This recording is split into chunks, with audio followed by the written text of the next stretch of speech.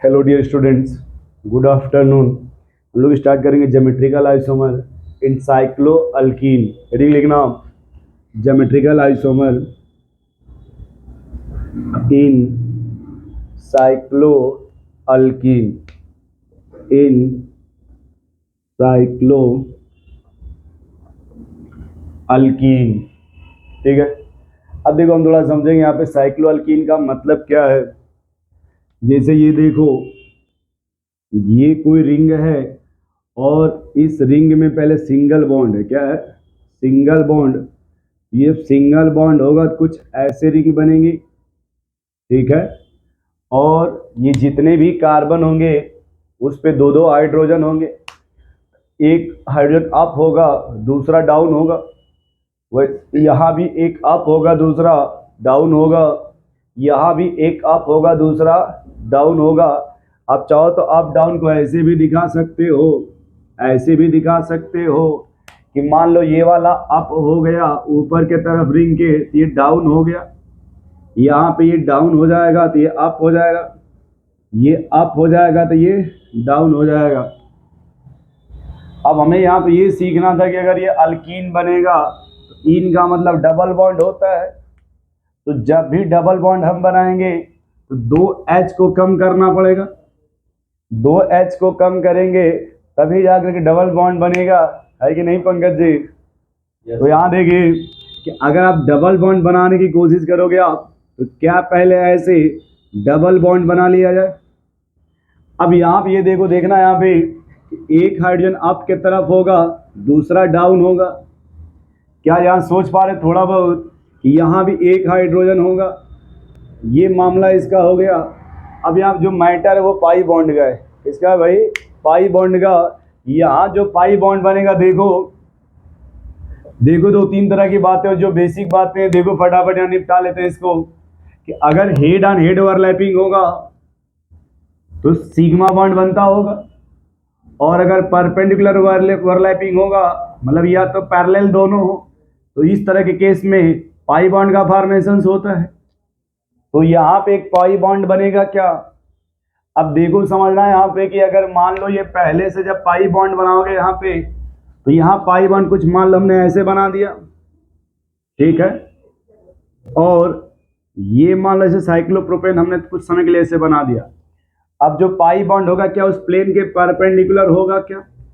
इसका मतलब हो गया कि जो हम ऐसे ये मान लो ऐसे साइक्लिक हम ये प्लेन बना रहे हैं इस तरह से, ये साइकिल हो गया, तो यहाँ पे एक पी ऐसे परपेंडिकुलर होगा, यानी दोनों ऊपर की तरफ होगा लोब, और एक लोब नीचे के होगा।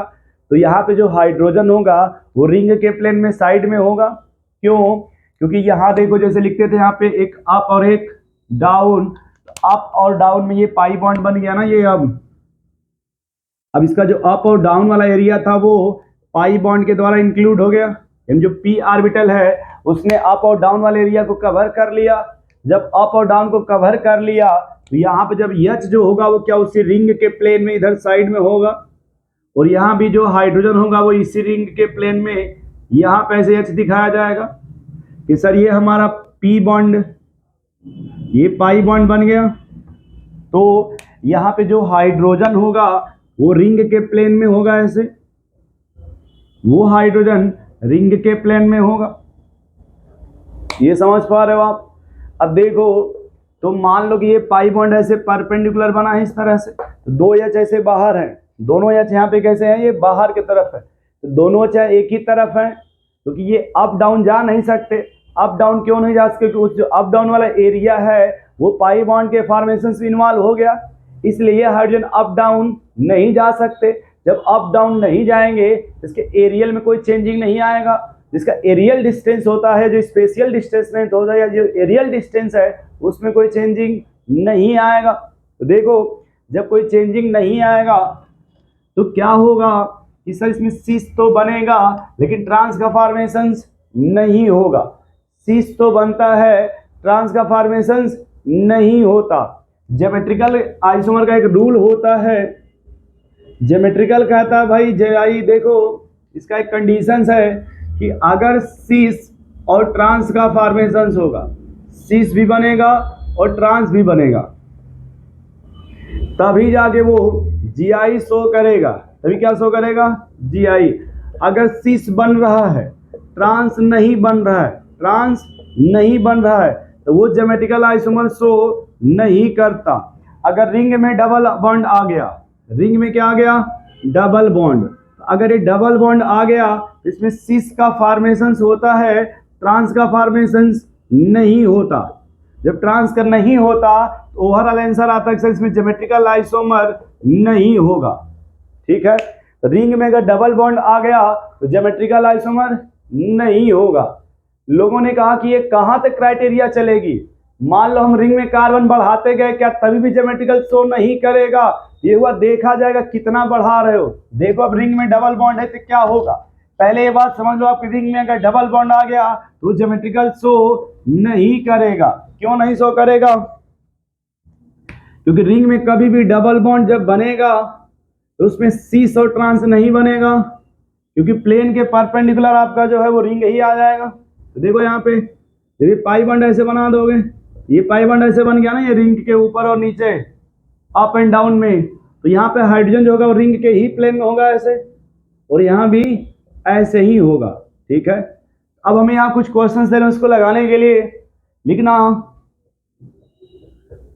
Cyclopropene, cyclopropene, next cyclobutene, next साइक्लोपेंटीन,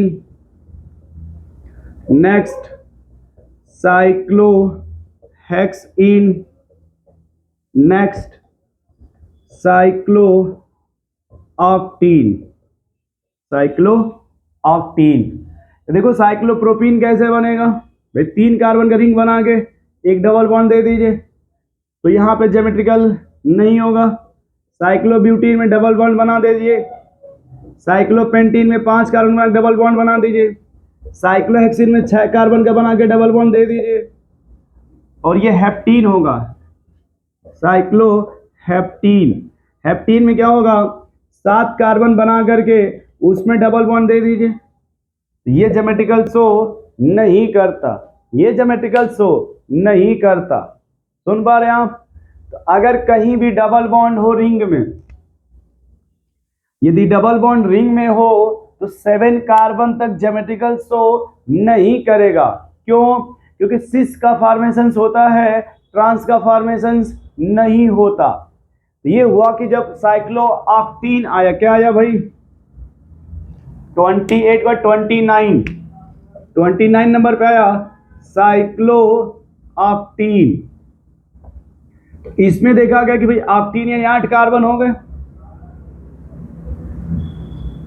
octane में 8 कार्बन, ये देखो ये डबल बॉन्ड हो गया। तो इसमें देखा गया कि इसमें 2 हाइड्रोजन सेम साइड है, और इसमें एक और पॉसिबिलिटी बन रही थी ऐसे, समझ पा रहे हैं आप? यहाँ एक और पॉसिबिलिटी थी कुछ इस तरह की। तो इसमें हुआ भाई इधर अगर ये देखो, ये एच इधर हो जाएगा और ये एच इधर हो जाएगा। तो इस डबल बॉन्ड के रिस्पेक्ट में देखा गया तो ये दोनों एच अपोजिट आने लगे। जब अपोजिट आने लगे तो यहाँ प्रूफ हो गया कि सर इसमें ट्रांस भी बनेगा, और सेम साइड है तो सीस भी बनता है। जो साइक्लोऑक्टीन है, पहली बार इसमें देखा गया कि सिस भी बन रहा है और ट्रांस भी बन रहा है। जो 8 कार्बन से कम की रिंग थी उसमें सिस बन रहा था, ट्रांस नहीं बन रहा था। जो 8 कार्बन से कम की मतलब 3, 4, 5, 6, 7, इसमें ज्योमेट्रिकल नहीं होगा। क्यों नहीं होगा? क्योंकि इसमें सिस बनता था, ट्रांस नहीं बनता था। और इसमें जब रिंग बढ़ा दिया गया थोड़ा तो ये ट्विस्ट हो गया, ट्विस्ट करके बन गया इस तरह का, ये ट्रांसफॉर्म बन गया। तो कहा गया सर अगर वो 8 कार्बन है तो सिस बनेगा और ट्रांस भी बनेगा। तो यहाँ पे एक नोट लिख लेना, यहाँ पे एक नोट लिख लो कि भाई कहाँ पे अगर रिंग में डबल बॉन्ड है तो कहाँ तक डबल बॉन्ड होगा तो शो होगा, और कहाँ तक रहेगा तो शो नहीं करेगा। एक नोट लिख लीजिएगा, स्मॉलेस्ट, लिखो भाई, smallest ring which can show, smallest ring which can show geometrical isomer, which can show geometrical isomer across double bond, across double bond is 8-member ring, is 8-member ring। यानी इन्होंने कहा कि smallest ring which can show geometrical isomer across the double bond is 8-member ring. अगर ring में देखा जाए तो 8-member ring होगा तब ज्योमेट्रिकल शो होगा, यदि उससे कम है तो ज्योमेट्रिकल शो नहीं होगा। ज्योमेट्रिकल शो करने के लिए कम से कम 8-member का रिंग होना चाहिए अक्रॉस द डबल बॉन्ड। यदि 8 कार्बन से कम है, 7, 6, 5, 4, 3, तो इसमें ज्योमेट्रिकल नहीं होगा, इसमें ज्योमेट्रिकल नहीं होगा। नोट करो भैया इसको।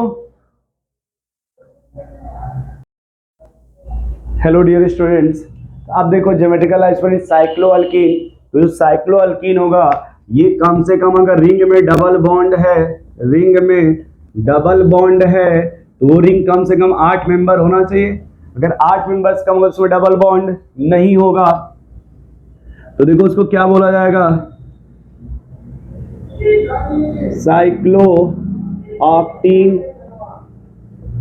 नेक्स्ट साइक्लोनोनिन,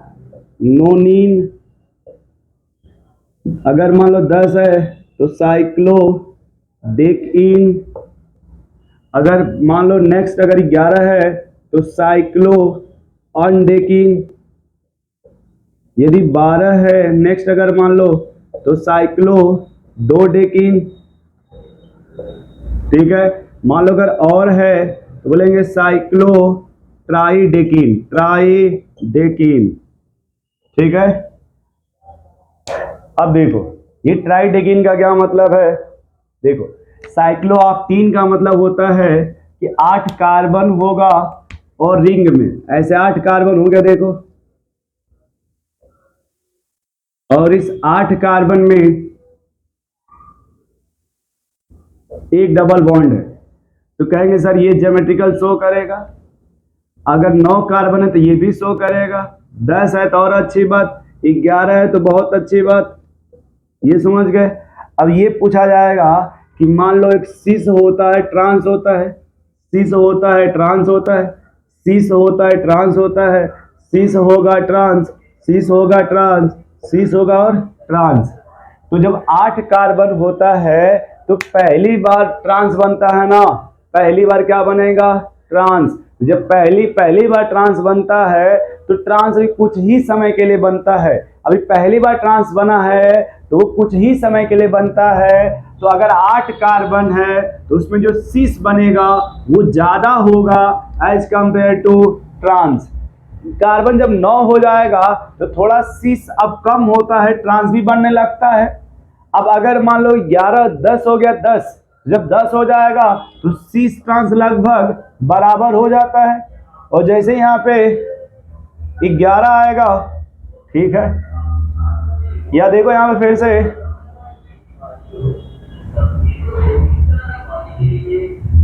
अब देखो यहाँ थोड़ा जैसे कितना डेकिन है 10 में, थोड़ा इसमें सिस ज्यादा हुआ। अब धीरे धीरे सिस ट्रांस लगभग बराबर हो जाएगा। जब ये जो है ना आपका डोडेकिन यानी 12 कार्बन, जब 12 में आएगा तो थोड़ा ज्यादा क्या बढ़ने लगेगा, ट्रांस। जब 13 में आप आओगे तो ट्रांस बहुत ज्यादा हो जाएगा, 13 में ट्रांस बहुत ज्यादा हो जाता है। तो पहले तो ये समझो आप कि ऑक्टीन, नोनिन, डेकिन, अनडेकिन, डोडेकिन, ट्राइडेकिन सब ज्योमेट्रिकल शो करेगा। अगर ये पूछता है कि इसमें स्टेबिलिटी बताओ किसका ज्यादा होगा, तो 13 कार्बन में ट्रांस ज्यादा स्टेबल होगा, 12 कार्बन में ट्रांस ज्यादा स्टेबल होगा।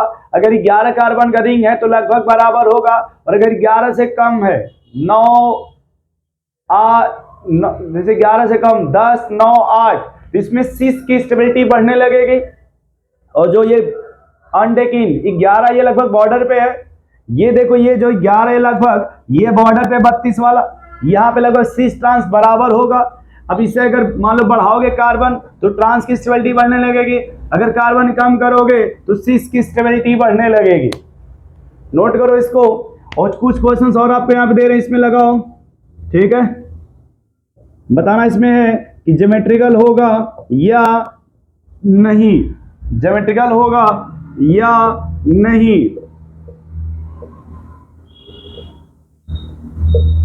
ठीक है, ज्योमेट्रिकल होगा या फिर नहीं। मुझे लग रहा है इधर का नोट कर लिए होंगे आप, इधर का आप नोट कर लिए होंगे, तो थोड़ा सा इसको रफ कर दें।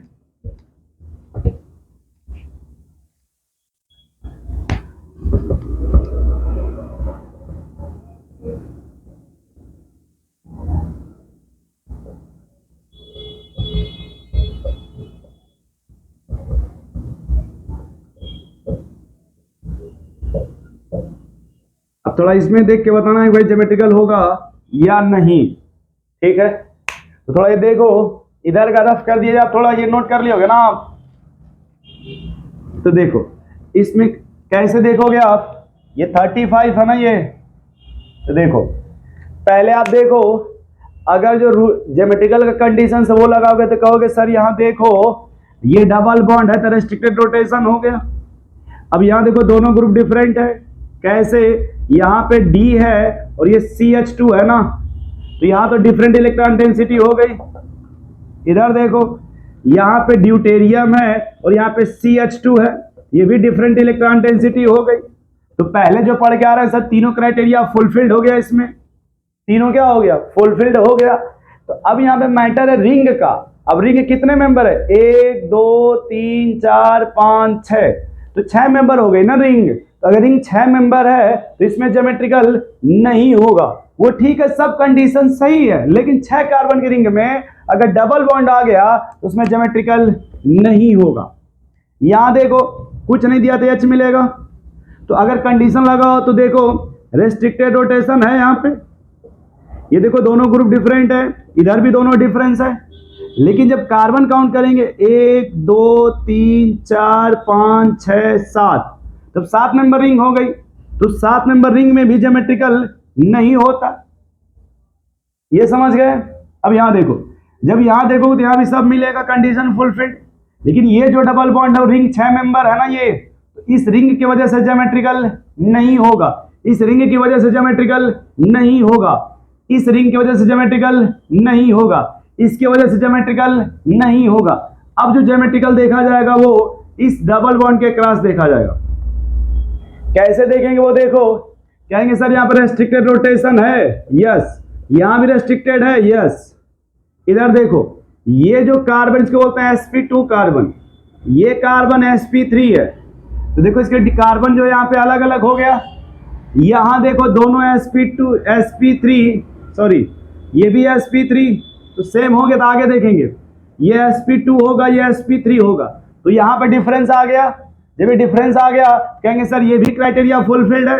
यहाँ देखो पहले ही डिफरेंस मिल गया, ये भी क्राइटेरिया फुलफिल्ड है, तो ये ज्योमेट्रिकल आइसोमर शो करता है, ये ज्योमेट्रिकल आइसोमर शो करता है। अगले में देखो फिर ये रेस्ट्रिक्टेड, ये देखो यहां से देखेंगे ये ग्रुप अलग अलग हो गए, कैसे, ये sp2 है ये sp3 है, ये sp2 है ये sp3 है, ये अलग अलग है ना। ये जब ये अलग अलग है तो सर कहेंगे ये भी कंडीशन फुलफिल्ड हो गया। ये भी देखो अलग अलग है, इसका इससे नहीं मिलाते, इधर का उधर से मिलाएंगे नहीं, कहेंगे ये भी ज्योमेट्रिकल आइसोमर शो करता है, ये भी ज्योमेट्रिकल आइसोमर शो करता है। नोट कर लो भाई इसमें। थैंक यू आप लोगों को।